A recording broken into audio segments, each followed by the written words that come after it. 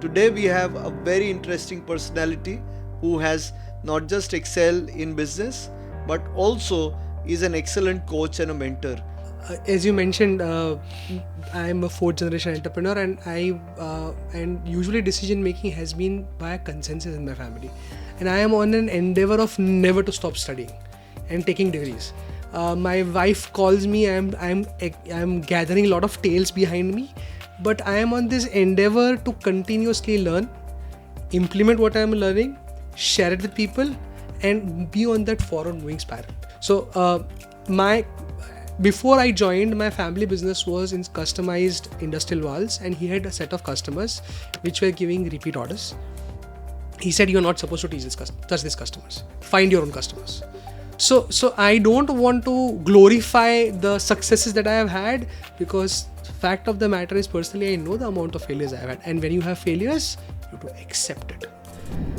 And if you ask me, in the fast changing environment that is around us, if you're in survival mode, you're bound to have a slow death.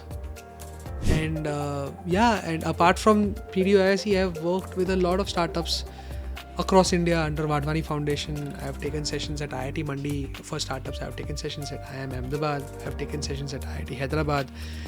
I have taught government officers of 30 countries of what a definition of startup should be and what should be done so that they are able to improve their startup ecosystem. It has been wonderful. It has been a very, very mentally rewarding journey while working with startups. My experience of entrepreneurship is a lot of failures and some successes. But the world remembers you for your successes. And you have to be grounded enough that, boss, if you are at the top, at the pinnacle, you have been at the bottom.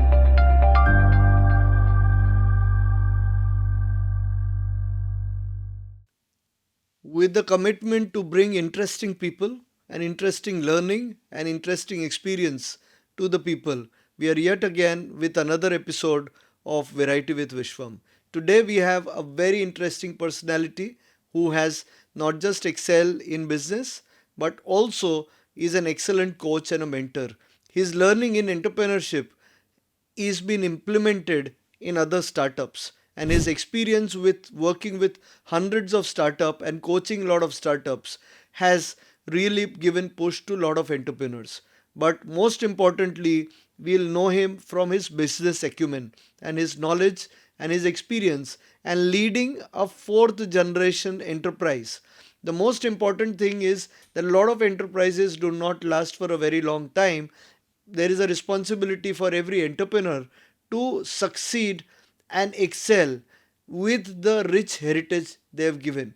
As we understand, every venture is dynamic, and also ensuring that you grow a venture which is worked around where the previous generation has put in a great effort, and it is very important. In this episode, what we are also going to talk about is from one generation to another generation, how do you transfer the business? As Gujarat is known for entrepreneurship, Gujarat is known for risk taking, Gujarat is known for entrepreneurs, but it's very important from one generation to second generation. If we succeed, we'll be able to grow the organization, we'll grow the vision, we'll grow the values. So that's very important. And plus, when from one generation to second generation, will succeed, but when third generation comes in, then fourth generation comes in, is the transfer of knowledge happening? Is the entrepreneurs approaching things absolutely differently? Are we able to take the values and the value system which is laid by the founders of the organization? So all those things are going to be captured over here, and we are going to get amazing learnings for startups, people who are struggling with their ventures, and someone who is known for very hard advices is going to be here. And thank you very much, Anay bhai, for joining us for the podcast. And as we always say, that we are going to get people who are going to have great knowledge, and the podcast is going to help people in doing things better. So that's what our intention is all about. So, Vishambi, first of all, I am obliged and honored for such beautiful introduction. I sometimes feel I don't deserve this amount of uh, uh, you know good things that you say about me. I'll try to do maximum justice with whatever my experiences in the matters and have a good conversation with you. Amazing. It's always great to have a conversation, and and lot of startups have said great things about you without even you knowing it. I've happened to know a lot of people who are mentored and supported by your advice.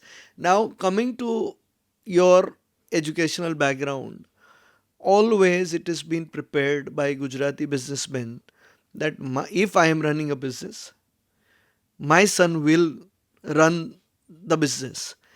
Now, how difficult was it from a young age till you actually went there to really do it? So I have a very interesting story to say. As you mentioned, I am a fourth generation entrepreneur, and and usually decision making has been by consensus in my family. And it was a challenge for us to convince my grandparents to send me away for 4 years. Most of the people in my generation did BCom, BBA, and my mother, as a matter of fact, insisted that I take up science because I liked that subject, and do engineering and mechanical engineering to be specific. And then after that, I did MBA. As a matter of fact, I got it in writing from my father on the seventh time after convincing him why I should not do an MBA. Okay, on the seventh time, he wrote it down why I should not do an MBA, and then I did MBA. Okay. I did LLB. I'm pursuing my PhD right now, and I am on an endeavor of never to stop studying and taking degrees. My wife calls me. I'm gathering a lot of tales behind me, but I am on this endeavor to continuously learn, implement what I'm learning, share it with people, and be on that forward moving spiral. So that's my experience of education.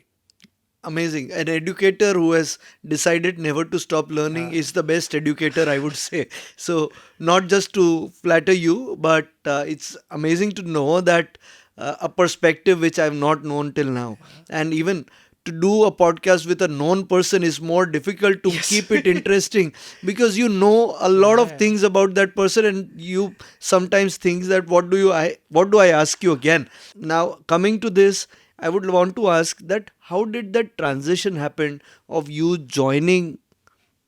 You studied for a long period of time, you did your engineering, then you did your MBA, and then you might have done internships and all, and then joining.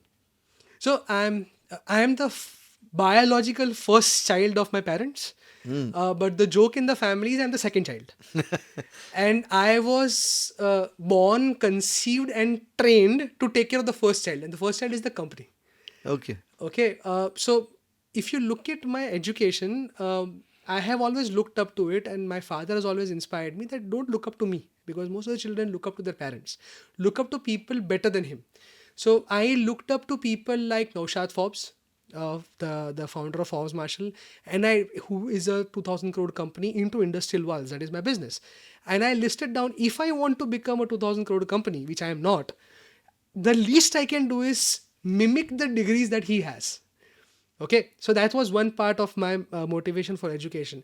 As far as transition is concerned, oh man, in a traditional family business, as a kid, from the point of time you start to understand and understand a conversation, you are sitting on the dining table where discussions about business are happening on day one. So I have fond memories of discussing businesses, discussing, having conversations with my grandparents, overseeing my grandparents, my grandmother, having conversation with my father and my mother about business. And I did my first marketing trip in 10th standard vacations. I did my internship in alpha classes because I did not want to stay home. I did my engineering internship in my customer's company, and I did my MBA internship in my competitor's company. So I am a custom made, custom educated person to take care of the company. Okay. So and this was all in as a part of a grander plan that was out there, and it was, of course, my consent was there, but there this was a conversation that I was having with my parents, that in sixth standard I decided I want to go to join the family business. And I used to go to office factory, work for 2.5 hours. I remember very very fondly that the vacations I used to be at the foundry and have documentation of how the metal is being poured, how the stock is being taken, and as using a half pant. And I used to be working on the shop floor quite a lot while studying. The transition, so to say, after I joined the business was very simple.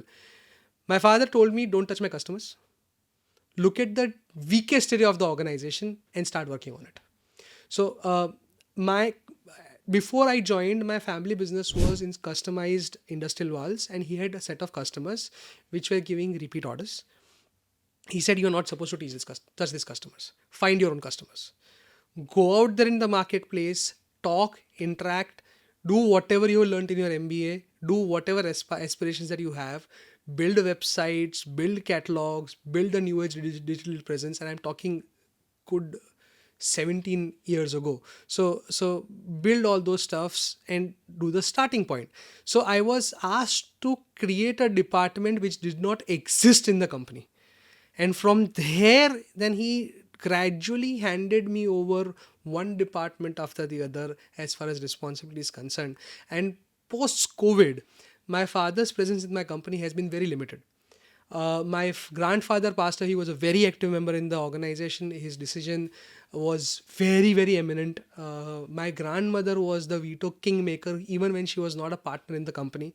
And my mother right now holds that veto power while she's a partner in the organization. So the transition has been very gradual, planned, and yeah, it's a wonderful journey, so to say. It has had its deep downs and some amazing ups also. So Right. that's my story of transition. Now, as you said, that it has gone ups and downs, and businesses are going to be volatile, and at times you'd seen that what's going to happen next, whether the company is going to survive, not survive. And in those situations, how did you continue to hold on? So I fondly say this, that I am born in a generation which is fairly unfortunate, because I did my 12th standard in the year of earthquake. Okay. Okay, I did my first year engineering in the year of riots. Okay, then there was subprime crisis when I joined the family business.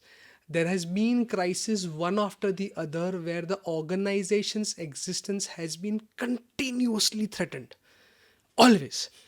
And one has to brace himself to survive and think really hard to look at multiple things what they can do, so that you are able to come out of it. In hindsight, whatever I may say would sound very cheesy. I was such a big strategist and I did so many interesting things, but fact of the matter is that we tried multiple things. One of them worked, and thus we survived. And many of the other things failed miserably. But then, because one survived, there is survivor bias, Right. right? So I don't want to glorify the successes that I have had, because fact of the matter is, personally, I know the amount of failures I have had. And when you have failures, you have to accept it. You have to be very candid inside your organization to your partners, that I am taking this risk, and this is what is the worst case scenario, and this is what the upside is happens to me. You have to communicate with your employees, you have to communicate it with all your stakeholders, and when the communications is right, things go well. I very fondly remember talking to my bankers and saying that, boss, I am in trouble. Talking to my employees and saying, I am in trouble, it will be difficult for me to pay the salaries this month. And we are blessed with our team, which has been with us. Many of them are with us since 20-25 years, that they have seen how truthful we are as a family, and they have had trust in us to be working with us since so many years. So the downs have been very deep. I have seen some things where I was on the verge of being an NPA, non-performing asset, and then turn around and become a profitable unit. And that has been multiple times happened. What are the principles to do a turnaround? First, candidness. You need to be brutally honest with yourself and with your stakeholders. Number one. Number two, I very strongly believe that the ideas really come from accepting the situation in front of you. Okay, and when you accept a situation in front of you that it is this bad, and then identifying which are the resources in front of you, which are still there, and how can you leverage them. Okay, and you not giving up faith. Okay, you're not giving up hope and trying. You have to be endlessly uh, positive oriented person, at the same point of time candidly questioning yourself and your decisions. You need to be the split personality to be a good businessman. uh, it's so said that entrepreneurs take risk. There has been a theory by Dr. Saraswati where she has proved that entrepreneurs are not risk takers. They follow the principles of effectuation. They look at what the bird in the hand, they look at the resources in front of them and what is their affordable loss. Okay, what are the things that you have as resources? People, contacts, money, time, that it's okay if you lose them. And how can you leverage them? Okay, and how can you play the game? The fond conversation that if somebody has been to a casino and somebody is planning to go to a casino, not that I have gone to a casino, I'm not somebody who is into gambling, but it is so said that you put up the casino money outside, which is a set of money which is for casino. Say if you're going to Goa, if you're going to Las Vegas, you put up 10,000 rupees or 20,000 rupees. That is casino money. Okay, and when you go to a casino, you don't go to a casino where you're staying. You go to a casino somewhere else, and you take away your gold rings and you take away your debit cards and credit cards and only go with that casino money, because that is your affordable loss. And if you win, great. If you don't win, you already had factored that out for losses. And it is not always money. Many a times there are resources in front of you, which are equipments, which are space, which are people, which are contacts, which you can leverage. An important thing for a businessman happens to be to list them down. Okay, and then try and try and try again and again. And one of those things work just because you have grit.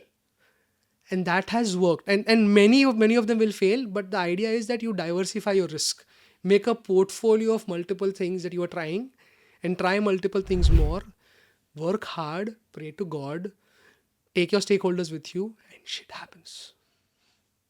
Right. So it's like you have to try different things. You have to have faith in what you're doing.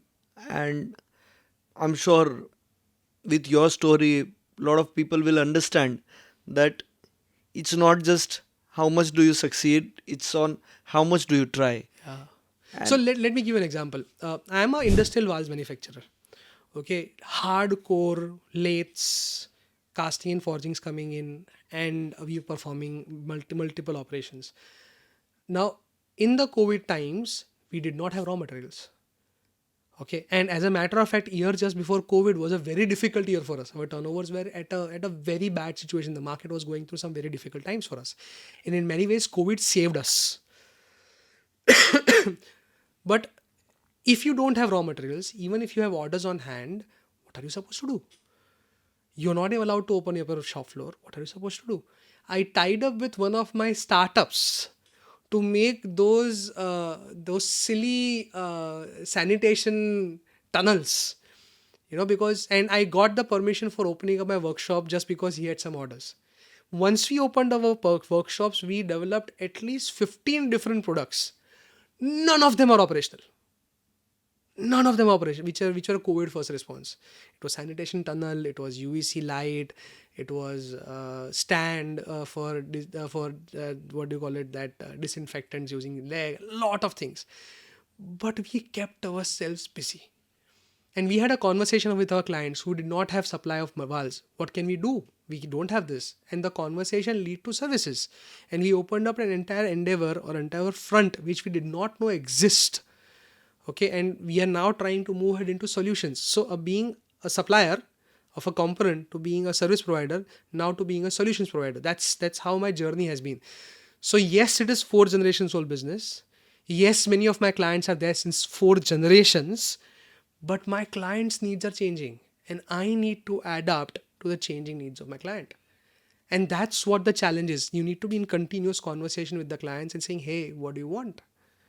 How things are, what what is the amount of competition coming in, what are the resources that they are bringing on board. I am never going to sit on the lathe machine and run it. That's not what I would do or prefer to do.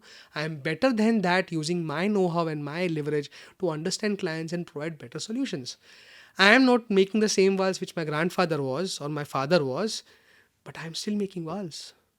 Right. So it's also important not to only open diversification, rather than diversify in the expertise area which you Yes. are best at, and maybe it's a transitional knowledge which Yeah, have yeah. continued. Now, in terms of family business, how does a family business transfer the knowledge? Um, I I am been blessed for that because number one, there are two aspects. One is that my father, he's somebody who is a processes guy, documentation, SOPs. He has drafted the SOPs himself. Okay, and I'm blessed to get those SOPs from him directly, and I am trying to convert that into a digital platform and taking it to a cloud, because all the SOPs were manual. So I'm trying to upgrade that SOPs and I'm trying to build new SOPs based on the formats that I got. Apart from that, the converse. So in my family, at least, many entrepreneurs don't talk about business when they go home. That has not been the case in my family. Okay, I have been on conversations with my parents and my grandparents about business day in and day out since I was 5 years old, maybe 2.5, 3 years old. Because I remember 5 years old onwards. My son, who is 13, has been sitting on conversations about businesses since, again, when he is 2.5, 3 years old. Okay, and so a lot of that transfer happens unknowingly. At the same point of time, when I joined my family business, the conversation, every decision I took was always a joint meeting. Okay, uh, many a times it is irritating, many a times it feels like, why the hell is there is a need for this conversation? But in a broader sense, having a conversation always builds trust. And if you look at businesses and family businesses, the reason why they fail is because of lack of transparency, lack of communication challenge breaking down, and distrust coming in. So if that is built across partners, whether it is family members or apart from that, across your stakeholders, that is your suppliers, your bankers, your government organizations, your employees, and your customers, if the transparency is present, you will face a lot of wrath because you are not able to deliver, but because you are candid, they will trust you more. And business is all about transaction of trust, not a commodity, not a service, not a solution. It's a transaction of trust. My customer trusts that what I will sell will work, and I trust my customer that once I deliver, he will pay. Okay, so that's the whole. It's a transaction of trust and value being created, and some of it being captured. That's what business is all about. That's what my thought process is. Great. Now, if I have to ask you that, which are the very important lessons you've learned by running family business? Um, as promoter of family business, your job is not to be present at the business floor. Okay, your job is to automate, Hmm. firefight, okay, know everything in the business, and if one of the people is not present, you should be able to do it. But identify generals who are born leaders, pay them really well beyond their capacities and what they would get in the market, and your job is to basically hunt. If you look at entrepreneurs, what they are supposed to do, imagine the old hunter gatherers of the world, the alphas of the chimpanzees or the gorillas of the world. There is an alpha who gets the best food, the best mates, the best of everything, just because they become big. And the next generation is equally big. But at the same point of time, it is their responsibility that when there is a fight, when there is some attack, they should be able to defend the clan. And if they are not able to defend the clan, they are killed. An entrepreneur or a leader is having the same responsibility, that you will get the best offices, you will get the best car, you will get the air conditioned offices, you will get the best of infrastructure. But when the shit goes wrong, you are the first person who should be ready to leave it. You should be capable, equipped, know-how should be present so that you are able to hunt and bring back food in the older generation or resources so that you are able to distribute it in your clan. That is what an entrepreneur is supposed to do. If you are operationally involved in the business or in the operational nitty-gritties, it will be very difficult for you to be able to go out and hunt. An entrepreneur should basically spend 20% of his or her time to be going out there and doing multiple experiments. Okay, I go up and say at least 1% of the profit and 10% of the turnover should be in multiple experiments which are related or unrelated to their business, because that's very important. Just to tell you this, my great grandfather, when he started the business, they were importers of pipes, because my great grandfather's brother was basically mill management company owner. So there are multiple mills in Ahmedabad, and they were basically management companies. So they used to manage the mills. And my great grandfather's brother used to do that, and he told my great grandfather that, you know what, we buy pipes and we have to import pipes. Why don't you have a dealership of pipes? And that's how my great grandfather started having dealership of pipes, then pipe fittings. If you go to Old City, lot of the sewage pipes would be supplied by my great grandfather. He made a lot of money across the two world wars. And my grandfather and his families, his brothers, joined the family business somewhere in 1940s and 1950s. Okay. And then they opened up an office in Mumbai. So my great grandfather, his entire life, one business. My grandfather and his brothers, they started business in Ahmedabad, started up office in Mumbai, and then started manufacturing. So three businesses. My father and his brothers, and specifically my father, after the reconstitution of the organization, the situation was that my father, when he joined in 1978, 1987, when he joined, in his tenure of 45 years, he had developed around 6 to 7 different kind of business options. If you look at my journey of last 17 years, I would have done 12 different iterations, because the product life cycle is changing. And if you look around us, what is our perception about clothes? What is our perception about watch? What is our perception about wallets? The product life cycle is decreasing substantially. So we need to be on a hunt for product 2, 3, 4, 5 generations after today. And that's what a job of an entrepreneur is. Unfortunately, many traditional businesses don't look at it that way. They are on survival mode.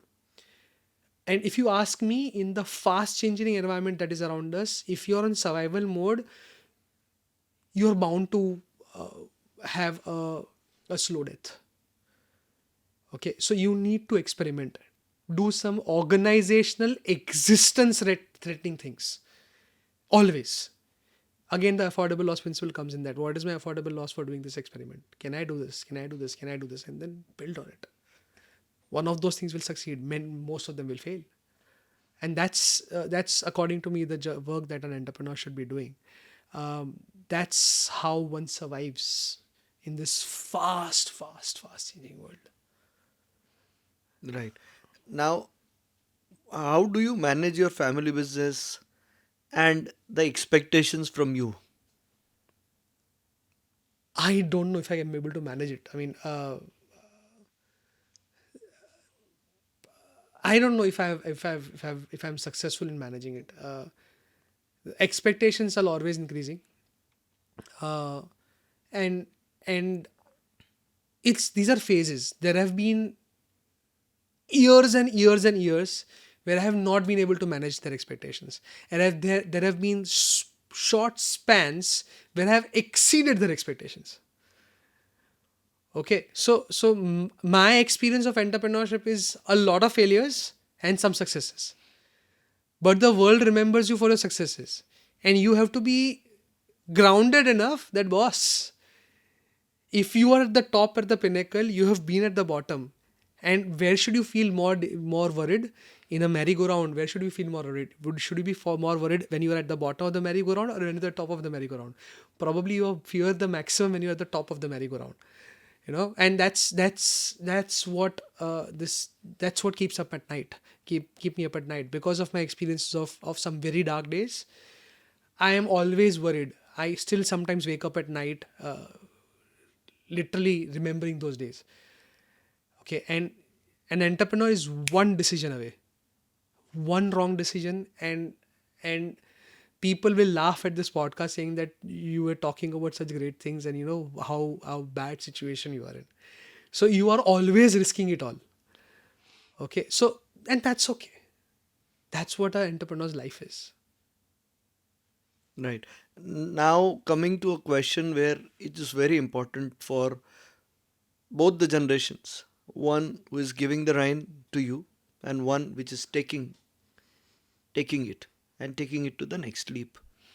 Now, what are the things the older generation needs to take care of it, which makes it easier and more supportive for the second generation, yet it should stay tough on the person, because they will do the toughest things to make you ready for the toughest Yeah. time. How does a balance of this happens? So there is no right tool. I'll talk about my experiences, and so there are some matrices that has been given to me for whatever department that I take up. So when I was marketing, so this is the amount of money you're spending on marketing. This is the amount of orders you are getting. This is the amount of revenues you are able to get, and this is the amount of profitability you are getting. And that was a key set of matrices that was given to me, and that was being monitored. Okay, when production was being handed over to me, the key matrices were: this is the costing that you had projected, and this is the amount of cost that has been incurred. How do you reduce it? Okay, and when the last thing that has been kind of, I'm trying to learn that, and that has been the most difficult thing for me, that is finance. There are 2 3 things that my senior generation looks at. It is, one is cash flows, fund flows, and profitability. Okay, that being said, the transaction or transition has been very, very, very subtle, because when I joined the family business, I had my father's generals, who has been working with my father since decades, and who were confidant of my father. And I was a young kid with a lot of energy, and with a bragging that, Anay Mashruwala has entered into the business, and now the world will know, the whole industry will know that Anay Mashruwala has entered. And I had got some good beginner's luck. I had got some amazing orders, but then the probability and the laws of averages come in, and I fought my way around, and I saw some bottoms. You need to be able to convince the generals of your parent, of your senior generation, that you are capable, so that they can trust you. And fact of the matter is, you know less about your business than them. So even today, when today is Labh Pacham and today is the Chalu Murat of our organization, I bow down to my seniors. Whether it is a helper or whether it is somebody who takes care of the security of my company, I bow down to them, because they know more about my company than myself. They have spent good 30 35 years in my organization, which I am not. There is a learning for me. So they are my gurus as far as the know-how is concerned. At the same point of time, there has been situations where there are some decisions that I have taken, because of which the company succeeded. And because of those decisions, I am not demanding respect, but they have a sense and feel of the respect just from the bottom of my decisions. They trust me enough to respect me. And that's the transition that is very. So you need to convince the seniors of the organization, and then you need to convince your seniors. And there is a balance. I very fondly remember that initial times of my company, when I was standing on the shop floor, where there are hot metal chips that come out, and I used to wear shirt and pant, because my father used to say you are supposed to dress formal. and one of our employees used to spray the metal turnings on my back so that I can get hurt. And then they would laugh at me saying that, Baba Sahib, the kid boss, you need to get used to it. And I used to complain it to my father, and my father was, handle it yourself, boss. They don't respect you yet. Do something so that they respect you. You don't know enough. Spend time with them. Okay. And there have been days when that they have trusted me and they did it multiple times. There was a lot of disrespect, and some of the weeding of the old people also happened. But at the same point of time, 90% of the cases, the situation has been I had to win their trust. Okay. And it's a challenge, because the moment I win their trust, they talk about good things that I'm doing to my senior generation, and my senior generation has trust on me. That's how the cycle actually works. Right, right. Now, now what you said was, first was the new generation needs to be judged on the basis of the performance Yes. at the internship level. Let's put it that way. Yeah. So when you get different roles to learn, you should not, the newer generation should not feel that what kind of work is given to Yeah. me. Am I going to work on the shop floor? Am I supposed to do this? Am I not supposed to do the management part, or I have to do labor job? So first is that the younger generation needs to understand that I will have to do everything to understand the Yes. organization well, and understand the work well, understand the processes well, Yes. because it's very well, uh, it's very sad that Ratan Tata sir is no more, and he's been an inspiration. Same thing, the kind of challenges a entrepreneur faces. Ratan Tata was leading, or was destined to be the leader, but he was given task to work on the shop floor for quite a good Yes. time, and Yeah. that is why we are able to see the success of Tata Yes. Yes. empire, Yes. and his humbleness to basically take care of the organization, the values where the older generation, the older generals, the older leaders within the organization started trusting him. And the kind of discipline he had, and kind of humbleness you need to have to win the trust of the leaders of your Yeah. organization. You do not see only a leader who is just, I would say, the entrepreneur himself. There are various leaders within the organization, and if you don't respect leaders, you will be thrown out. So I'm so happy you brought up Ratan Tata. So there is a book by Geeta Pyramidal titled Business Maharajas. I'm not sure if it is Business Maharajas or Business Legends, one of these Yes, books, and yes. it talks about Ratan Tata's journey. Now, Ratan Tata was not supposed to lead Tata Clan. Hmm.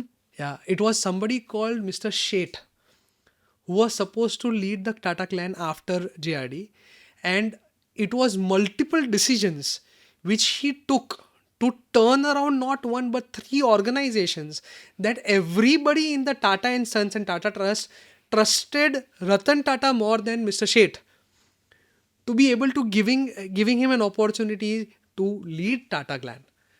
Okay, otherwise it was somebody else who was not a Tata who was supposed to lead. And it is beautifully explained, the kind of conversations, the kind of competitiveness in which Ratan Tata had to fight his way to take up the leadership role. I would very strongly recommend that people should read about Ratan Tata, Aditya Birla, Kumar Mangalam Birla and their stories. They look very beautiful from the outside, but if you go into the depths of it, you'll find they have fought their ways out. You talk about Ambani's and Ambani's of the world. He did not make the initial money when he entered into retail. He's no longer into retail. Many businesses of Gautam Adani have failed. We only are aware about the successes, but these people have fought their way out, created generals and created seniors.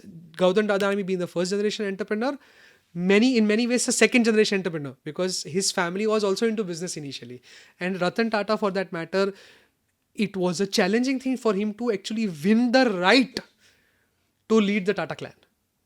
There were others who were more capable than him, and he had to showcase his prowess, turn around companies like Tata Chemicals, turn around multiple organizations. Only after that he was allowed. So initially, the Sheth Saab and the Tata and Sons put Ratan Tata in organizations which were dying, assuming that he will not be able to turn it around and he will, taper off. But he turned them around, and that's what Ratan Tata is all about. Right. So biggest lessons in your business, what were those? Candidness, number one, communication, being humble, uh, uh, being truthful. Uh, if I had to tell some things that my grandfather used to say, it's in Gujarati and I'll translate it into English. Koi no rotlo na koi no otlo na todo. So if there is a situation where you are entering into a business because of which somebody's survival is at stake, take two steps back. If there is a business transaction where the situation is that somebody's home is going to no longer exist, take a step back. And I have had this long conversation with my grandmother that what is right? Because when you're in business, if you get an order, somebody else is not going to get an order. And I am always taking over somebody's rotlo. So what is right? And she used to say, don't think much. You are not getting order because of your luck and your hard work. You are getting order because one of your employees, his son or daughter needs to be provided for milk. And you are just a medium so that resources are translated from multiple universes into a place so that multiple people's needs are being taken care of. You are not somebody who is able to do it. There are people whose blessings are there. There are people whose needs are being served, and you are just an instrument for serving those blessings. That's what my grandmother used to say. So who are you to say that you got the order or you did not get the order? And that is the challenge that I used to have a conversation with. Yeah, that's Right. Now, coming to one more question, that you are a workaholic. I've heard enough of it. And also, you are contributing in startup ecosystem. You've been doing all these things. How do you balance your family and business together? so we are related, right? Right. And you have been instrumental in my marriage. Okay, so one trick that I found out is to make your better half equally involved in one or the other activities, that she too is so busy, right, in one or the other activities in her personal endeavors, that the complaints are lesser. Number one. Number two, I don't take a break. So I work 7 days a week. I literally work 7 days. Tuesdays is staggered off for me. That is the day when I'm in startup ecosystem. I work from morning 8 till I don't know when. I dream about my company. In my dreams also I'm many a times working.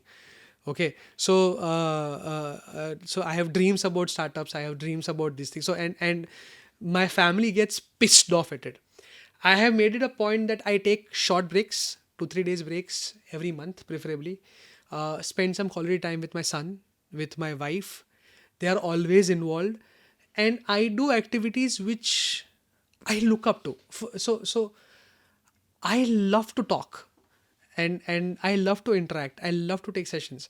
So when most of the people won't like to work at, and they don't look up to taking a session after a full day's work at 8:30 in the evening, I look up to it. Okay, and I get paid for it. Nothing better than that. So that's balancing family. I don't know if I'm doing it right or wrong, but yeah, I mean, your sister is a better judge at it than me, but uh, cut raha hai. I mean, let's put it that way. I mean, I'm surviving. Right. Now, once a banya, always a banya. Absolutely. So that's how it is. So you work on your holidays and you get paid for it. That's the best part of it, and you learn out of it. I, so for me, my life is an experiment. My business is an experiment. My interaction with startup is an experiment, and it's an experiment, and it's a continuous learning process. That's what excites me. Right. Right. So now, one more thing is, What's the business, the role of business? Always it has been said that a military guy is fighting on the front, doctor is saving people, Yeah. and a policeman is guarding everyone from managing the society. Politician is doing growth for the economy or making sure everything is going well. What's the businessman's role? So I did my engineering from a place which most of the people won't know, a place called Sangamner. I had a neighbor of mine in my hostel who is right now commanding a full battalion. I will not say well where, but on WhatsApp very recently I put up a what do you call it, a post, and he WhatsApped me, "What are you up to?" And I very fondly remember the conversation with him that your job is to fight on the front, my job is to fight in the market. My job is no less important than your job, and we have a bragging conversation about it, that yes, it is just because of your efforts that I am able to do business. But the fact of the matter is that I am taking on some international counterparts of mine who are trying to throw down the throat of Indian customers their technology, which may not be as great as they are saying it is. And it is my job to be able to inculcate, build the technology inside, create trust in Indian markets, and make sure that my Indian customers are getting Indian products. At the same point of time, go and attack in their markets.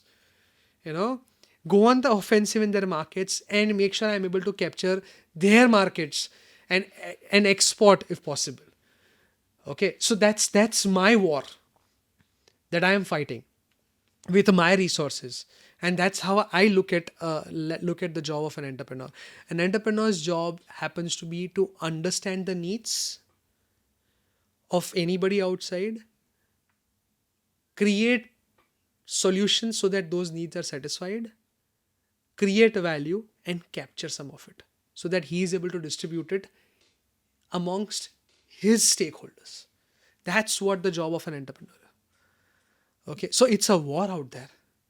And just like an army man is fighting his war, just like a doctor is saving lives, just like a politician is making policies so that the ecosystem runs well, the job of a businessman happens to be to fight these wars on the business front, on the business battlegrounds. Okay, so that we are able to create more value for our country, for the people who we are working with, our stakeholders, our government, our employees, our suppliers, our employees, and of course our family. Agreed. Now, to ask you a very important thing, where when you started, were you serving international customers? No. uh, when I started, we were serving 3 or 4 clients. As a matter of fact, we are still aspiring to serve a lot of international customers. We are serving few of them, but we're not serving to my heart's desire enough international clients. But yes, I have some experience of engaging in interacting with international clients. So what do you do to achieve success professionally internationally? So, so first things first, it's a different set of customers whose needs are different, and you need to be understanding those needs. So if you want to understand your those needs, you sitting over here and hoping that you'll be able to understand those needs is very difficult. You need to go over there, or you need to engage with them when they come over here, and have a open candid conversation about what you broadly do, and then shut up and listen to what their needs are. Okay, so my experience of interacting in Middle East is that there are people who buy vals on credit cards, and they expect people to be to having vals on stock. Okay, which is very very different from how Indian markets work. So their expectation happens to be you should have a shop floor, which is for maintenance and should have spares and should have components over here as stockist in the Middle East, where if there is a failure, They would come with a credit card and swipe and take the materials. Okay, that's not how my Indian clients think at things. Uh, at the same point of time, when there are customized requirements of international clients, the amount of engineering depth with which they are uh, they are expecting us to deliver is at a different level altogether. Their due diligence, their documentation requirement, their aspirations and expectations are very different of as compared to when we're talking about Indian clients. So if you aspire to supply, say in Middle East, if you aspire to supply in Europe, if you aspire to supply in US, Australia for that matter, there is a lot of compliance requirement. Vietnam, Indonesia, Southeast Asian markets to a certain extent, African markets to a certain extent, still there are some options. But even in these markets, the usual situation is that there is one or the other European or one or the other American company which is involved either as an investor or as an engineering consultant who does the due diligence. Very recently, a lot of Chinese clients are all Chinese companies are also providing engineering consultancy services.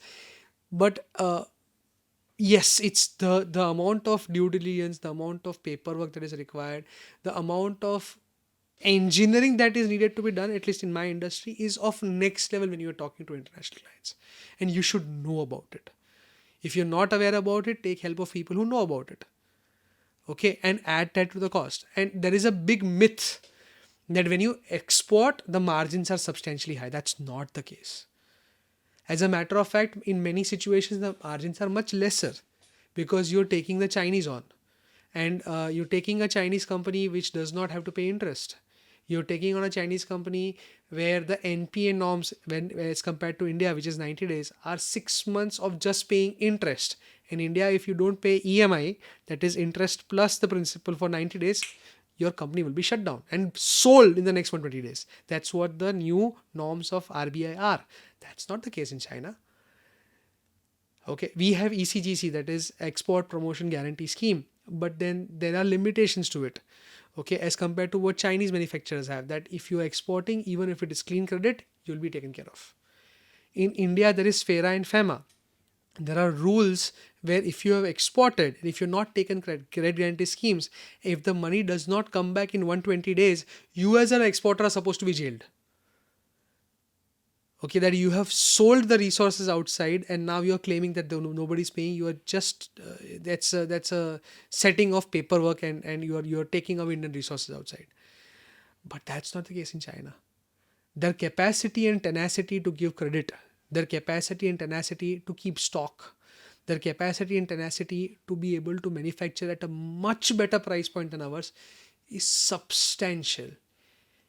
I have had situations where I have outcompeted and outpriced Chinese companies, but man oh man, their capacity to deliver things in 3 months, which is equivalent to my 1.5 years production capacity, was so big that I did not get the orders. So you are taking the fight on at multiple levels, and the current fight is a German engineering company, at least in mechanical side, which is bought by a Chinese company and is selling in the German brand name. That's what you're competing with. Okay, so you have trust of German, the cost economies of scale of Chinese companies, and they together you are fighting them, and it's a challenging task outside.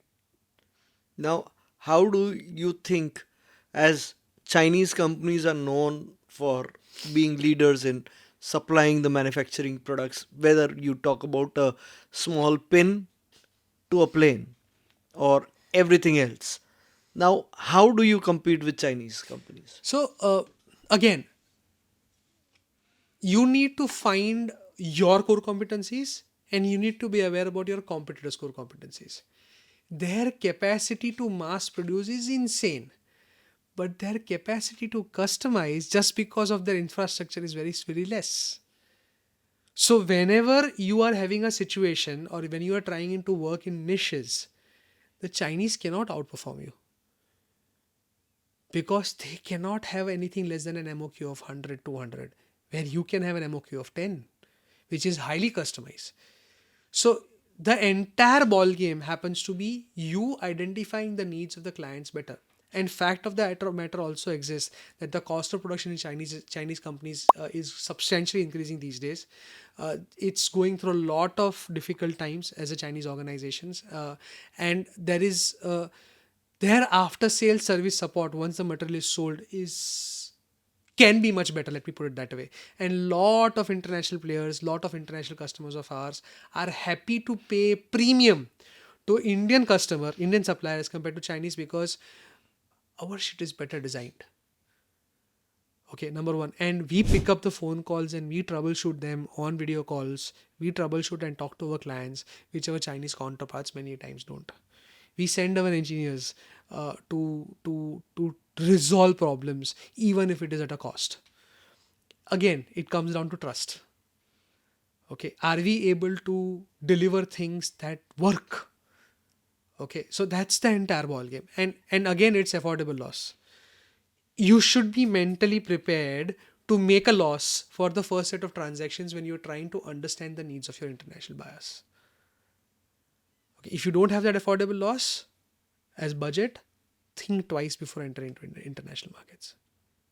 Now, do you think, now as we're moving towards startup Yeah. ecosystem where your commitment and your involvement is at the best, despite of giving less time, and you have contributed to amazing startups. We'll talk about how many startups have succeeded and all later on. I would want to understand, is the startup ecosystem of India could be the response of better growth of Indian markets? So first of all, there is a lot of myths about what is a startup. Hmm. Okay. The government of India definition of startup is very precarious. It talks about five things. Okay. It talks about the company should be less than 10 years old. It has to be private limited or LLP as an organization.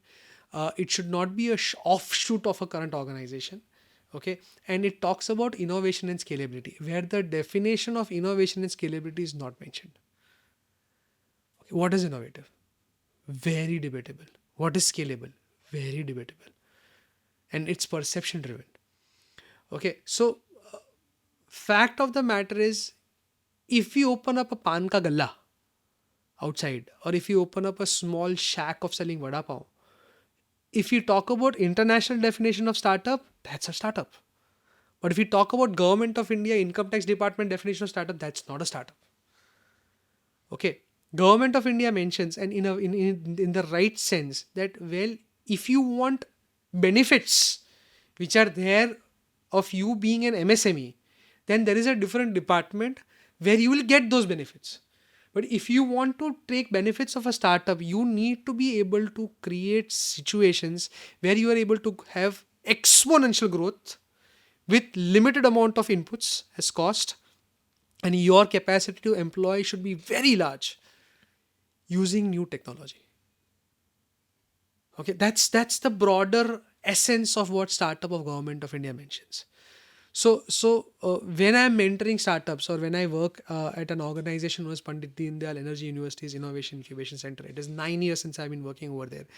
Uh, we are very very clear that these criteria of government of India needs to be mandated. Number one. Number two, there has to be substantial amount of social societal impact.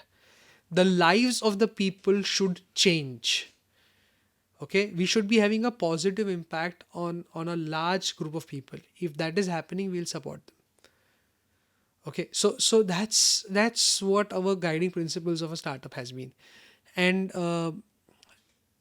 it has been good 13 years since I have worked with startups, 9 of them at PDU ISE. And yeah, and apart from PDU ISE, I have worked with a lot of startups across India under Vadhwani Foundation. I have taken sessions at IIT Mandi for startups. I have taken sessions at IIM Ahmedabad. I have taken sessions at IIT Hyderabad.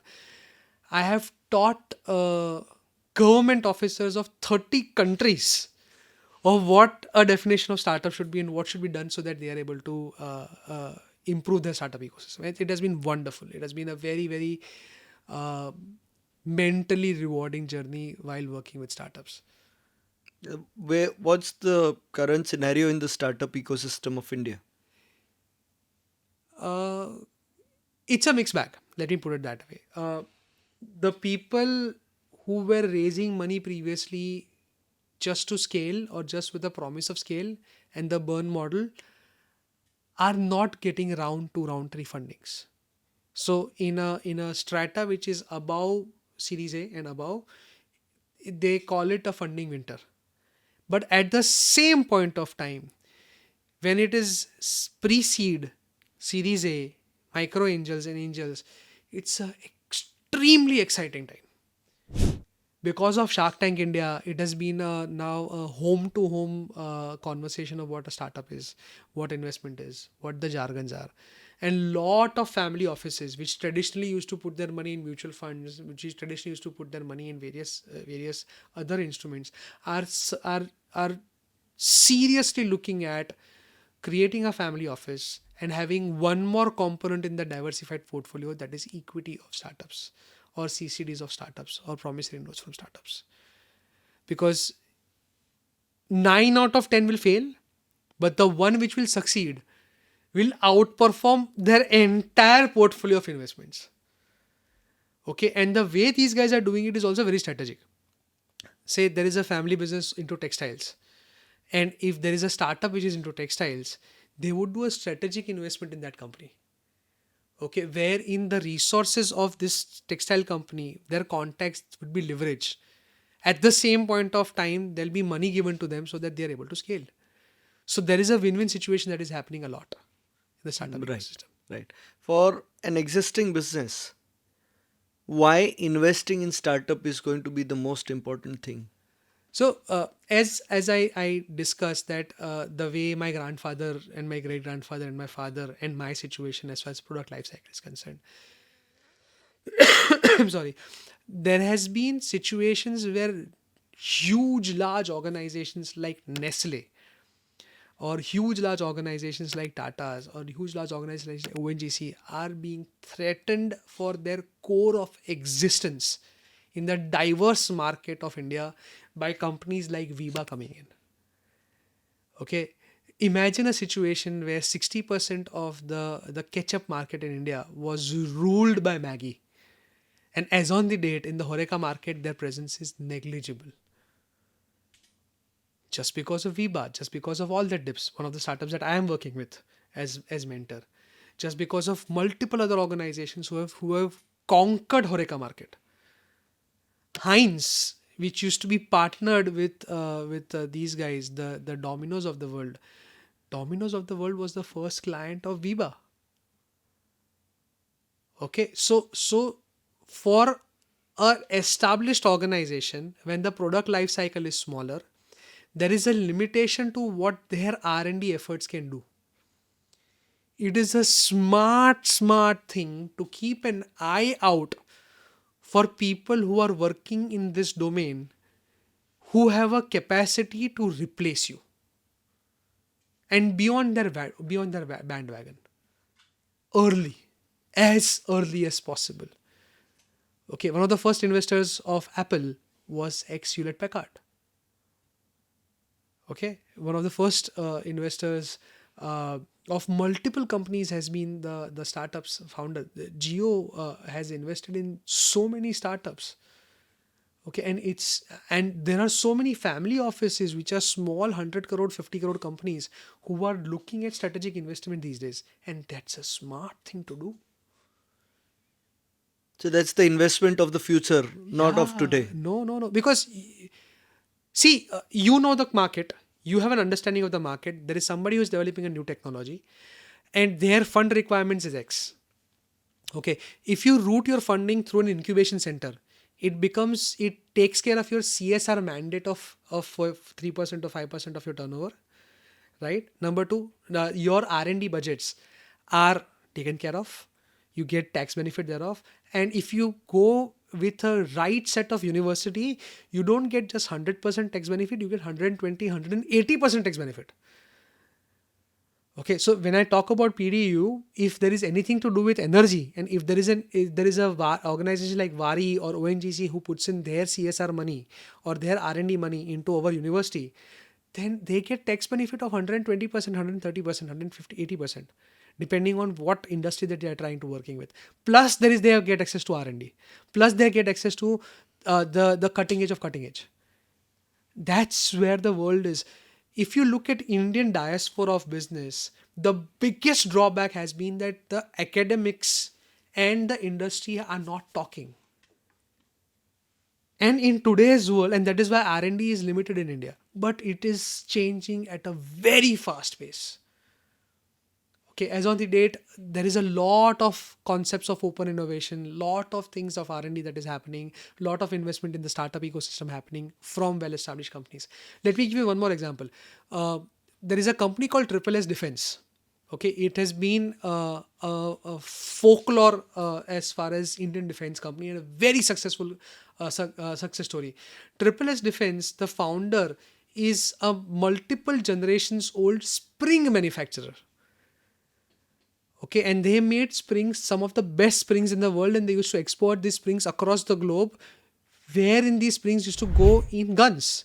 And they said, hey, why can't I do a forward integration thereof? And we should be very proud that a private company of India has already exported their sniper rifles to an international buyer, which is a private company.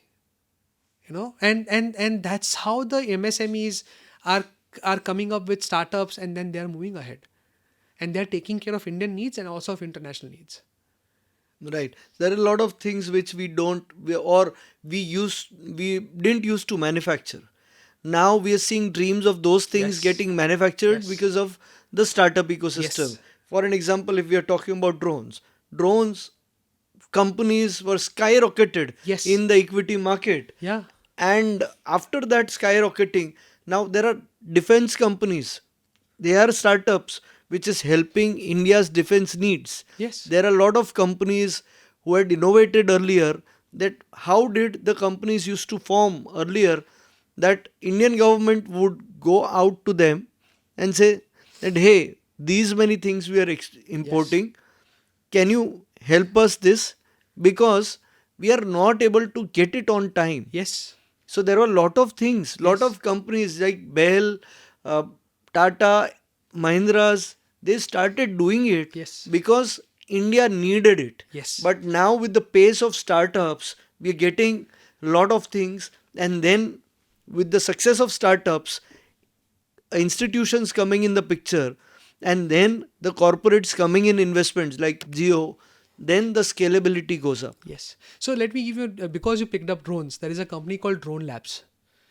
It is the biggest success story of an incubation center in India. It was incubated at IIT Powai's incubation center, Sion. It is publicly listed company right now, and they are right now one of the most important suppliers of small size drones, which they have developed as per the specific requirements of Indian Army. Lot of their things are big hush hush, but Drone Labs is very successful success story as far as Sion and IIT Powai is concerned. These are companies who we look up to, and these are activities that I look up to as an incubation center in their successes. Right. Which are the startups which have succeeded in your mentorship? Uh, uh, Let me tell you that the job of a coach or a mentor is to give directions. Number one. Number two, tell, hey, these are some things which will fail. Okay, hey, these are some things, if you'll do, there is a chance you will fail. But the person who walks on that hot, burning coal as the startup journey is the founder. So I dare not say that it is because of my mentorship that they have succeeded, but I have been an observer, a cheerleader for them, standing beside them when they needed me. Okay, I have been a shoulder on whom they have cried when they were in downs, and I have been there when they have succeeded. One such organization which I am very fond of is Torchit India Private Limited, somebody called Hari Bhakchandani. He is revolutionizing the entire products for disability market. Started with a product when he was in third year engineering. He came with a torch, which was an aluminum torch out of a hackathon. Right now, his current turnover of last year is 10 crore plus, and his expected turnover with order book of more than 17 crores today. Another company which I have been a part of is Imagine Powertree. Very recently, they have been awarded as the best solar company startup in Southeast Asia. Okay, and Shani Pandya, the founder of that organization, has been very successful. Very recently, a tile they have built tiles which are modular, which can be put up on roads, which can be put up on ceilings.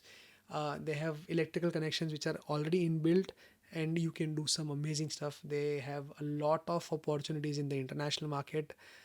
Uh, there are lot of people who I very strongly believe that would be able to outperform these guys also.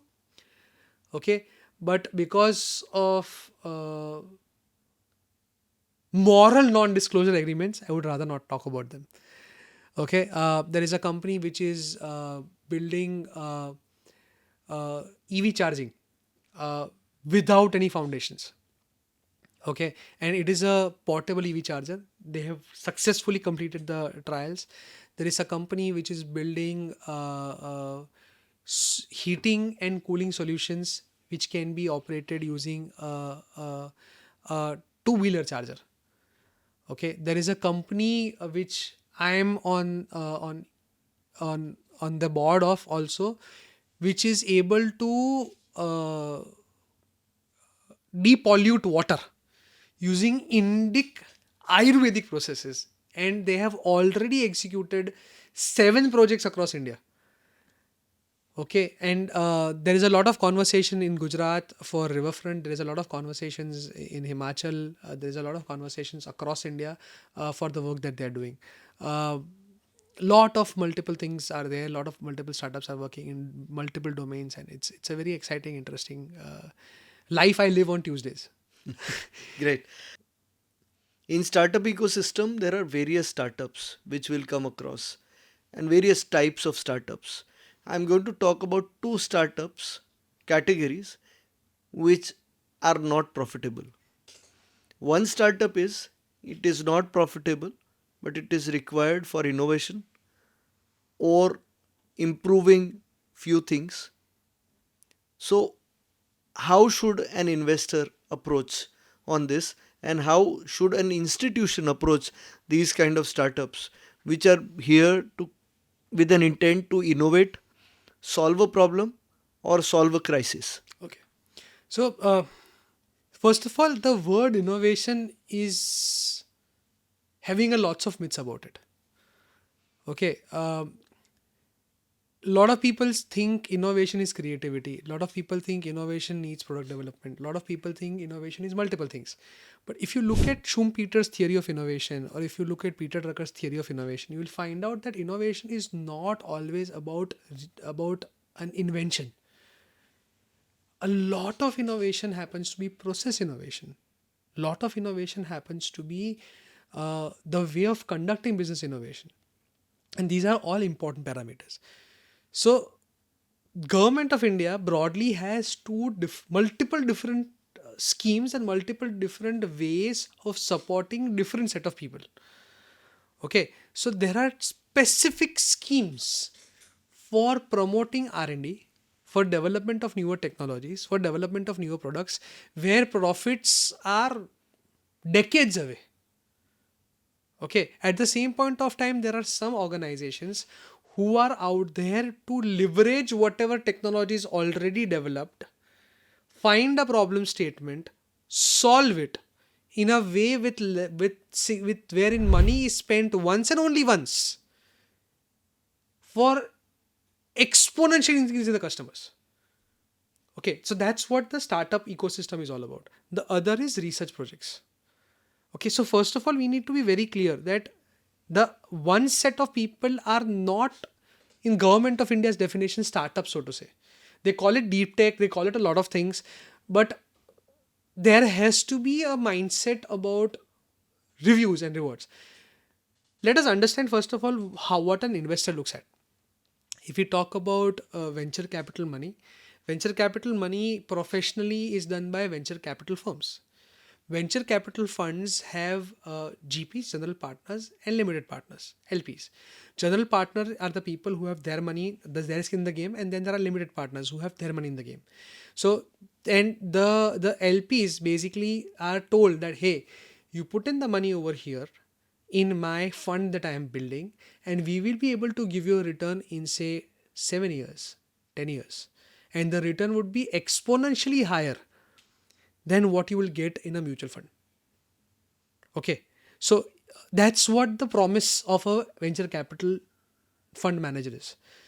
So any company that a venture capital fund invests in needs to be able to give ROIs and returns, whether by selling the equity of that company or by taking that company into an IPO, okay, or by the profitabilities that the company is bringing on board, okay, within 3.5 years.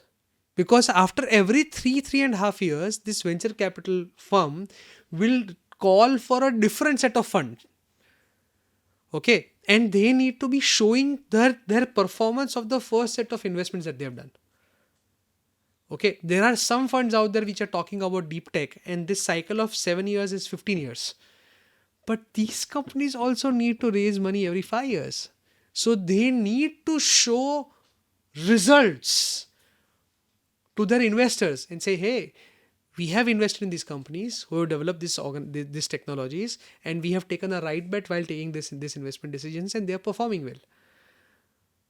Okay, so with all the myths around the world, there is a limited amount of time that an investor, which is coming from a professional venture capital money, has as far as bandwidth and timeline is concerned. So when we talk about deep tech, or when we talk about research projects, or where the technology will take development of multiple years, the grants of government, okay, the R&D projects are the way to really leverage, build a technology to a certain level where you're very near to commercialization. You have LOIs and letter of intent from your customers, that and confirmation from the laboratories that this technology is working. That's when you go for venture capital money. Okay, so there is a need for the startup founder to be very clear what he or she is intending to do. If he is into research, if he's into building technologies which may not be of any use for the next 10 years, then he's doing pure research. Extremely needed. Desperately needed. We need that for India. But venture capital money is not the best source of funds for them. It's the R&D projects. It is UGC grants. It's partnering with universities.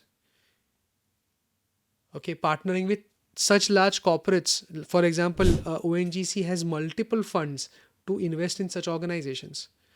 Okay, defense industry has multiple funds for investing in such organizations. Okay, Government of India has multiple. There is BIRAC, which there is a fund called BIG for biotechnology companies.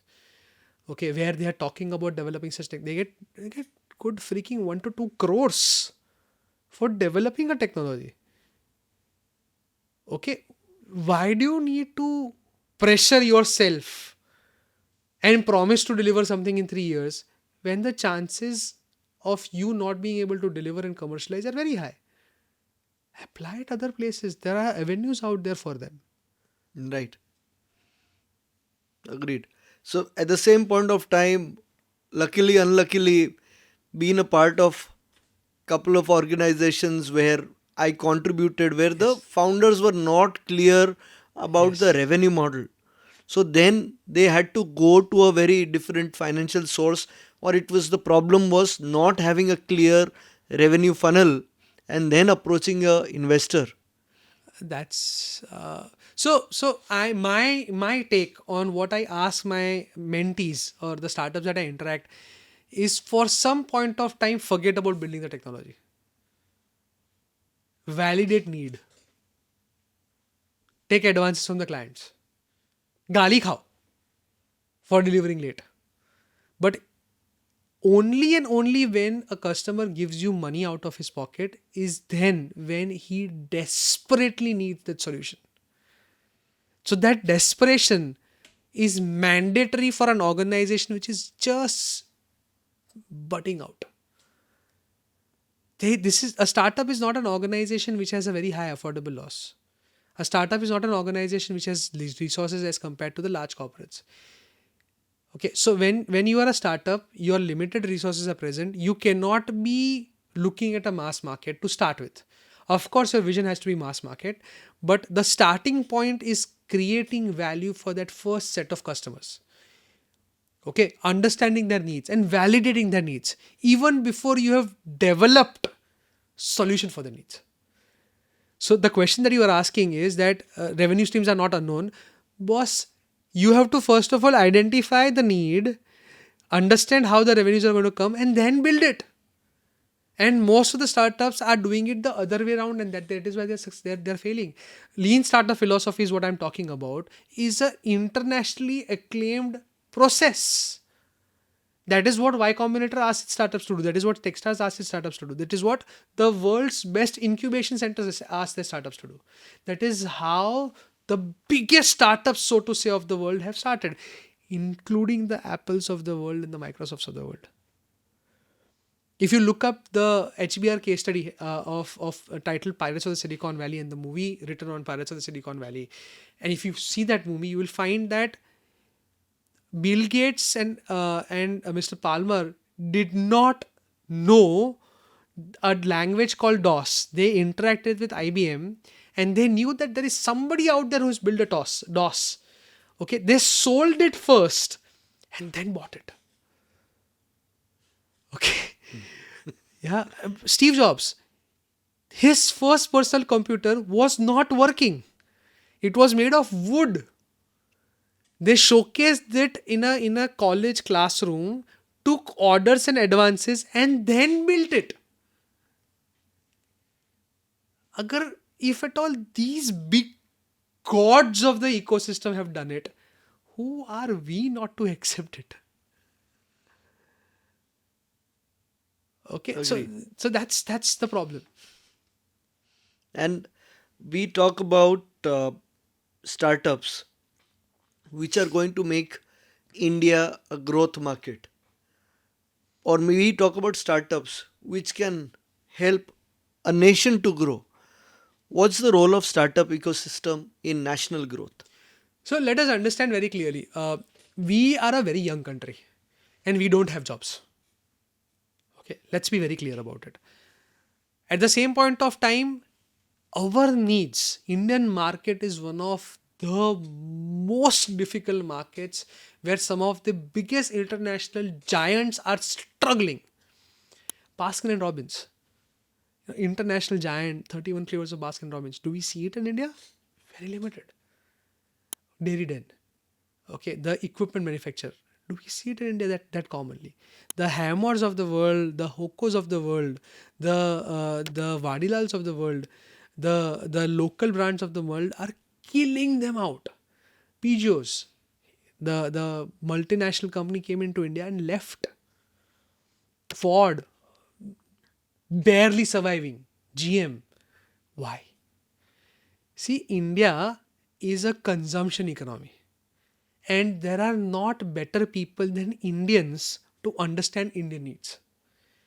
Other very interesting thing is that India is at a stage where if you satisfy the requirements which are Indian, then you will be able to easily satisfy requirements of the entire African continent, because their needs are very similar to our needs. Okay, if you're solving for Bharat, as the conversation these days happens to be solving for India and solving for Bharat, the bottom of the pyramid. If you're solving for Bharat, you're solving for a huger, much bigger international market, which is at the bottom of the pyramid. Okay, and who better than technologists of India who are facing that problem over here to solve that problems? Okay, Bajaj's of the world, they are a big name, even bigger name in international market than Indian market. Okay, Bajaj bikes are more popular in Africa and in South America. Their sales are much more as compared to Indian markets. Just because they have developed a product for Indian markets, they're so customized, Yes, there is some tweaks that they have done for those markets, but that's what the need is. Absolutely, absolutely. Now we talk about one more very important part for an entrepreneur, for a startup, is the burnout. Yeah. Now, any founder, sometimes they're very close to giving up. We have a very major case, and there are so many A lot of unsung them. Yeah, heroes yeah, like CCD. yeah, CCD did innovate. yeah. Yeah. CCD is a brand which is close to us. Yes. They changed the dynamics Of the of coffee. drinking a country who's always on a Chai. chai drinker, and CCD, anything can happen over coffee. Yes. He gave up. Yeah. It was all due to burnout Yeah. or some decisions which we didn't have to take or didn't go right. Failures we talk about. How does a founder take failure as? And how should a founder ideally take the failure as? So let's not, you know, tell that that's not present. If I would go a step further and say, if there is one certainty for anybody in the world, it's failure. Just like death. Okay. Success is uncertainty. Everybody in the world who is born on this world will die and will fail. Freaking gods failed, man. So let us be very clear. Important thing is to surround yourself with people who are on a similar journey.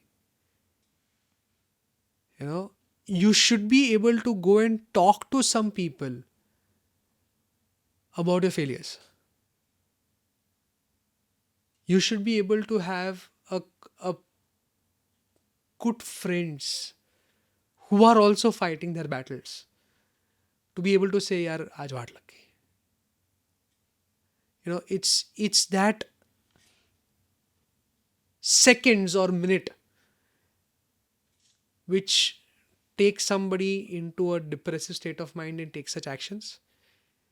But if at that point of time, if there is somebody else who would come and listen, who you have as friends or who you have as family members or who you have as mentors and coaches, who you can go and talk to, saying that this is the shit I am in. Some shoulders on whom you can cry. That moment will pass. And let us be very clear that there is nobody in the world who has not seen failures. Okay? You need to be having that courage to go to bed and lie on the bed crying as the need be, but waking up the next day and trying again. Right. Now, people go through burnout by trying exhaustive. Yes. Now, people talk about work life balance. People talk about lot of things. There have been a lot of things where it has been said that you should you should have hobbies, you should have interest. But what about those startup entrepreneurs who have no choice but to fight? So I'll again refer to books by Rashmi Bansal.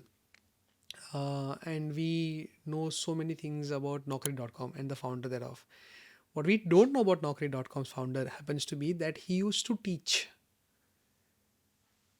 okay, in Mumbai, and he used to have a Maruti Fronty when he was already a couple of 100 crores company. For his personal sustenance and survival, for his needs of his family, he used to be taking. He was working in a. He was living in a rented flat. See, it's about diversifying your risk. It's about doing with things which are not directly related, uh, and trying to do different things that interest you. It's good to have a hobby.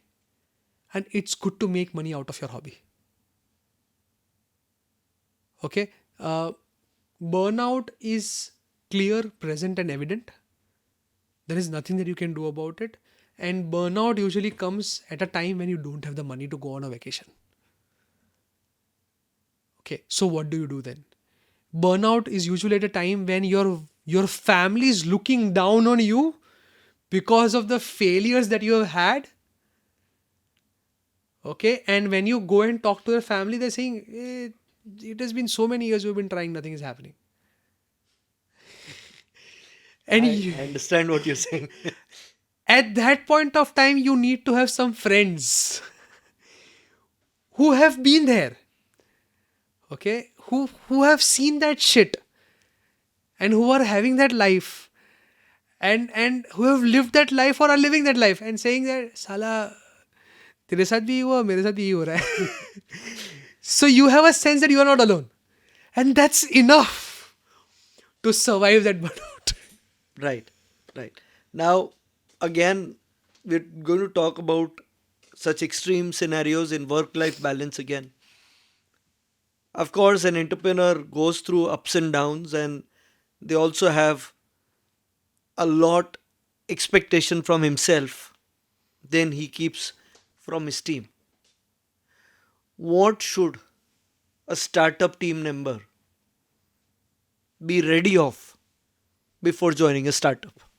So I'll answer that question, but there is a very interesting what do you call it, incident that I remember. I'll tell. I would like to give a shout out to somebody called Tyagarajan sir, who was a mentor at iCreate, and in some of the most difficult times in my entrepreneurial journey, I went up to him and was in tears talking to him about the problems that I was facing.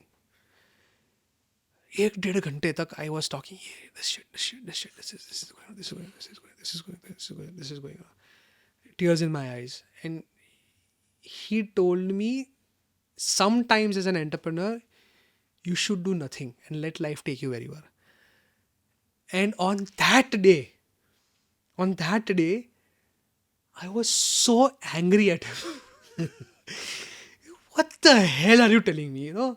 Survive and don't do anything and let life take you where you are. You are internationally acclaimed mentor. You are somebody who has mentored so many people. You are somebody who was a part of startup labs in Nirma University when I was a student. You have mentored so many startups. You were a head of HR international Mott McDonald's. Your partner is somebody who invented PCO, Madhu Mehta sir. What are you advising me this? But in hindsight, that's the best advice that somebody can give me. That sometimes in life, when everything is falling apart, just need to be there. I am a Vaishnav, just like you, and on the day of Ankut, Shinaji Baba is dressed very well. The next day of Ankut, he is having a podri. That's basically a nick. So if God has to go through such ups and downs, हम किस खेत की मूली है? Okay, now coming to answering your question. See, boss, the best of the best of the best learning that somebody can have in life is being in a founding team of a startup. Because being a founding team of a startup, you get access to information, know-how, and learning which is across departments. You work your hearts out, but you should be capable and mentally prepared to multitask. Okay, if you are coming to work as in a startup, it's not because of the salaries. It's because of the experience. If you survive in a startup for 2-3 years, okay, you would be one of the sharpest minds in that ecosystem, in that industry, as a startup founder as well. I look up to somebody called Sunil Handa very highly. One of those guys in whose classroom at IIM Ahmedabad, some of the biggest unicorns of India has been developed as a classroom projects. My teaching endeavors are based on him and his methodology. He does not know I exist. He runs a school called Eklavya, but I call myself his modern day Eklavya. I portray my life on his life, so to say.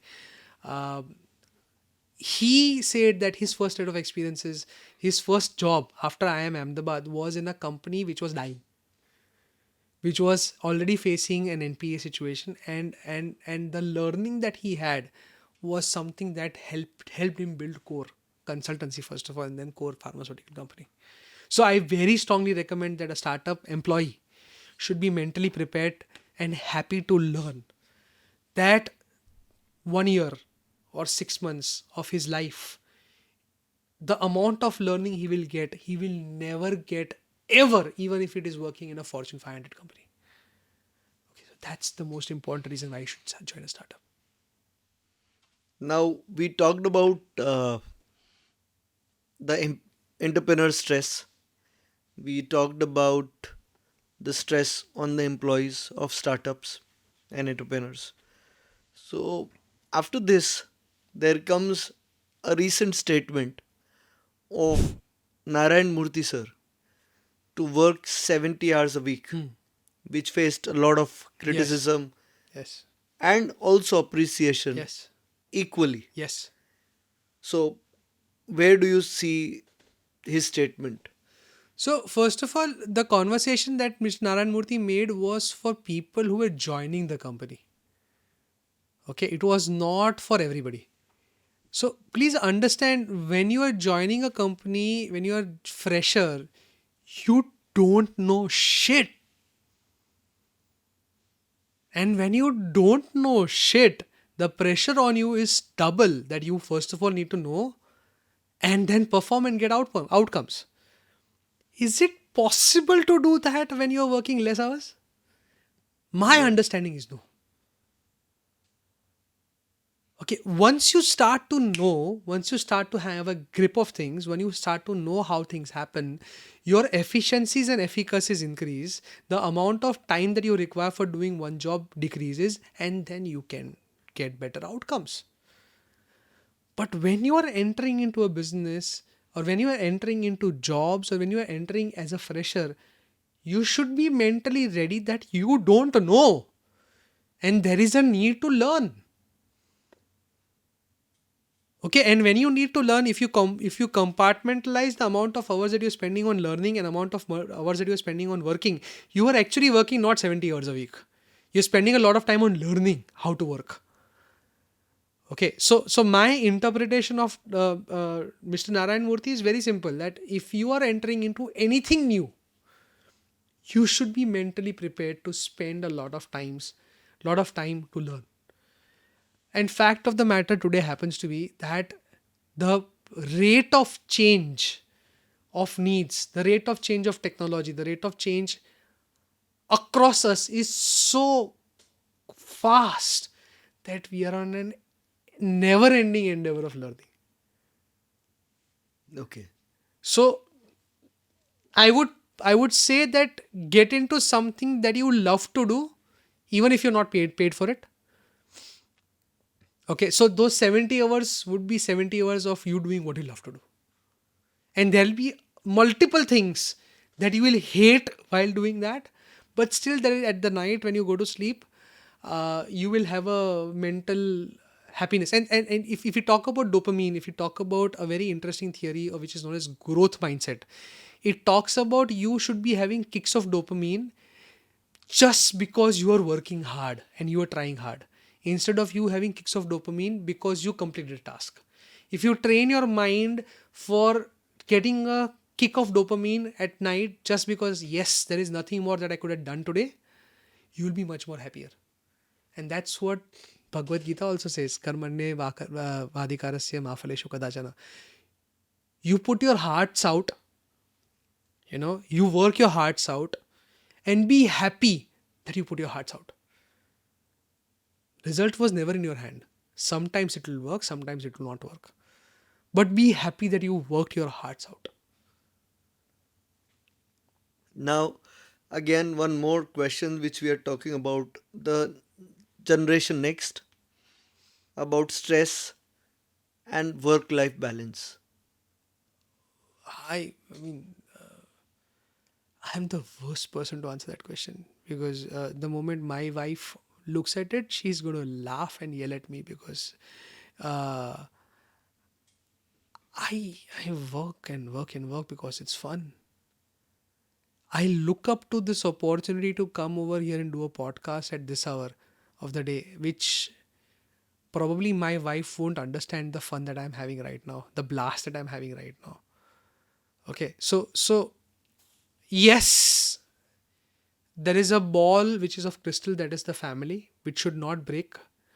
But then you should have good communication with your family member, and you should be very clear and spend time with your family members, your children, your parents, your wife, to communicate what excites you. And at the same point of time, be patient listeners to enable them to do what excites them. That's what companionship is all about, right? So work life balance is work life balance for your companionship with your partner, to enable them to do what they want to do, and they enabling you what you want to do, and be happy to work your hearts out. One question which we go back on our family business Yes. conversation: whether a small pastiwala or a big corporate house, there is a difference of opinion between two generations. Yes. And when you have three generations, Oh man. it's a bigger Yeah, it's gap. fun. Now, how should an entrepreneur or younger generation handle this difference of opinions? So let me put it this way. The Gen X who is joining the business has a very interesting syndrome, which I would call as Abhishek Bachchan, Rohan Gavaskar, Arjun Tendulkar syndrome. Okay, we as Gen X are always looked down or looked at in comparison with a big, huge, mammoth image of our seniors.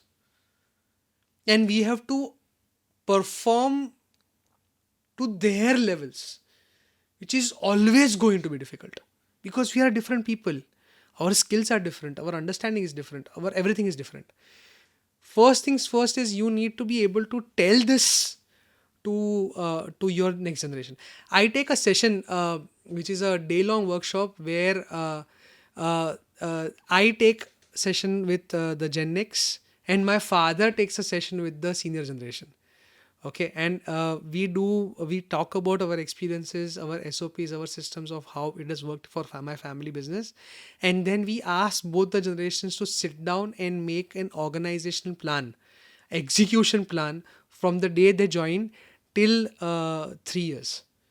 And I have had parents and children, kids, students crying in front of a lot of people, the parents crying also, that we have never had this conversation ever. Okay, so it's very important to have open channels of communication. I will not say that I have not been cheeky with my father. My father is he's a BCom LLB, but he's an engineering freak. He understands engineering really well.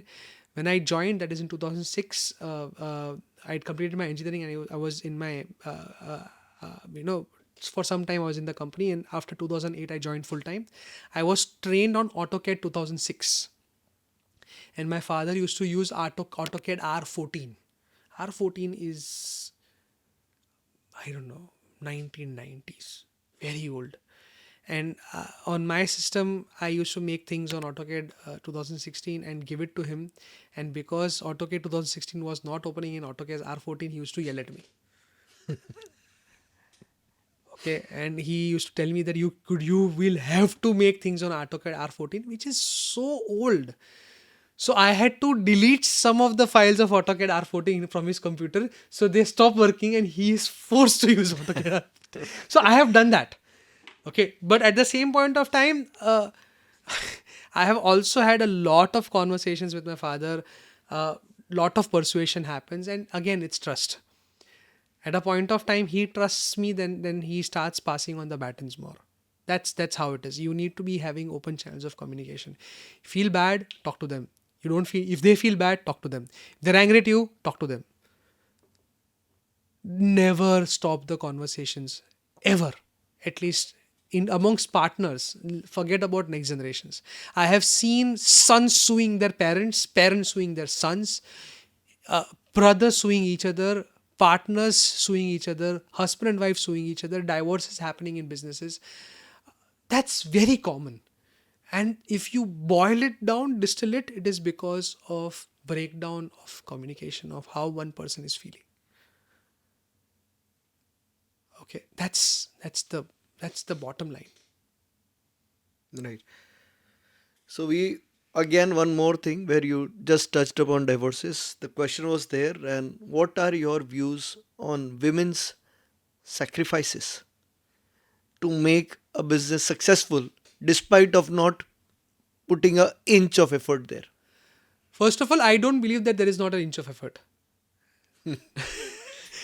Number two, I come from a family where the women in my home have always been more powerful than the men of my home. I mentioned that my grandmother was not a partner in my organization. But if I had to convince my grandfather, who was the owner, the senior person, the route was through my grandmother. Okay. If I have to convince my father, the veto is actually with my mother. Okay. She doesn't come to the office. But mind you well, every day morning on breakfast and every day night at dinner, there is a reporting from me, which is a cross reporting to audit what has already been reported by my father to my mother. So she is the acting MD. Okay, for each negotiation that is happening, for each order that is happening, for each financial discussion that is happening, she is very, very, very there. My wife, who is still under apprenticeship of my mother, so to say, and she has been trained by my grandmother, who did not join the family business, and she has some thoughts of my grandmother in the matters, is also taken in conversations for each and every small decision. She has been insisted that you sit on the conversation table. She many a times would say that, well, I don't know what to say. See, she is coming from the oldest running business entity of Gujarat, is the entity from which my wife is coming. But that is a trading community and mine is a manufacturing unit. And there are substantial subtle differences in thought process between these two. Uh, she comes from a family business with a lot of brothers. Okay. And my family business right now happens to be father, son, mother, khatam. So the dynamics are very different. Okay, in a family basis, when there are multiple brothers, I did this much amount of work and brother did this much amount of work, and because I did this much amount of work, I should take these resources. In my family business, I mean, what the hell? The father did it for 45 years and it is my job to do it for the next 45 years. Simple, period. So these differences of opinion are present. But that channel of communication is required. And involvement of my wife or my mother or my grandmother has been very, very important. So I strongly disagree that they have not done an inch of work. It is just because they are handling the home front that the men of the world are able to fight the battles. Okay. And I strongly disagree with the thought process of not bringing women in the conversation. Personally, I am somebody who trusts very easily. And women have a very powerful sixth sense because of multiple reasons of their growth, because of multiple things. Their sixth sense of how interpreting people based on the conversations that has happened, being able to see when somebody is looking at you. Men don't have that thought process because of women being women. They have this sixth sense that when you look at a woman from the backside also, they would know that you are looking at them. That's a sixth sense. That is a blessing that women have. Very powerful tool in business.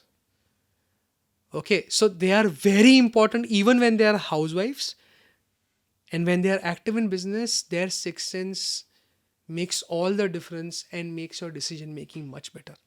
Right. And one more aspect of the role of the men towards the home and supporting the house The homemaker. chores. Yeah, homemade chores. What's your views on So that? you are aware about the story that mine is an arranged marriage, and one of the first things that my wife asked me in an arranged marriage first meeting was that, do I know how to cook? Okay, and I cook well. And my mother has been very, very, very adamant on training me about daily chores.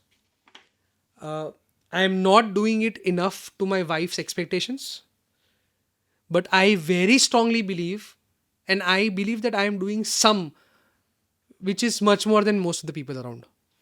And my job and my wife's job is to train my son also to be able to take care of and be capable of handling and supporting the daily chores. As in the new world where women are also bread earners, the men also need to be bread makers. Okay, so it's a divided responsibility outside, and if you're not a double income family in today's fast changing, extremely expensive world, the quality of life would be not of that level as the aspirations of the people are. Right. In the world today's where we have men, women, neutrality and equality is coming up, what's the role of men to support their better halves to be empowered enough to succeed and to have bigger goals in their life Yeah.